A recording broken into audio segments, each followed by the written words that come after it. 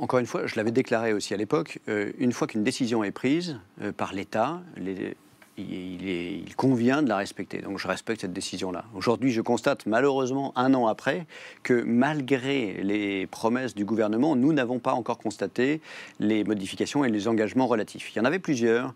Il y avait des engagements relatifs au train, pour pouvoir faciliter l'accès aux plateformes aéroportuaires parisiennes. Aujourd'hui, à part le barreau sud de Paris, mais qui relève à mon sens plus du Grand Paris que de l'aménagement effectivement de la liaison entre Saint-Nazaire et Paris, moi j'attends entre autres les travaux de signalisation qui sont nécessaires pour accélérer le nombre de flux et garantir une meilleure fiabilité dans les horaires. Ça c'est un premier point. Et puis il y a la question du franchissement de la Loire qui se pose, qui avait été évoquée aussi. Comment fait-on pour se rendre sur cette plateforme-là?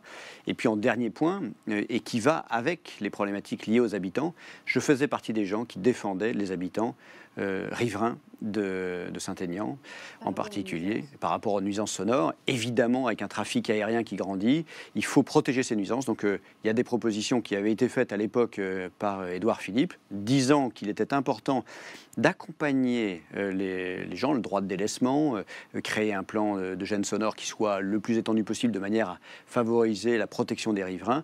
Moi, je suis très soucieux de ça et j'appelle et je continue de discuter le plus possible et de faire passer ce message de protection des riverains tout en disant, écoutez, il faut quand même que la plateforme aéroportuaire continue de croître pour pouvoir accompagner le déploiement de notre métropole qui, je rappelle, a accueilli 84 000 nouveaux habitants entre 2011 et 2016.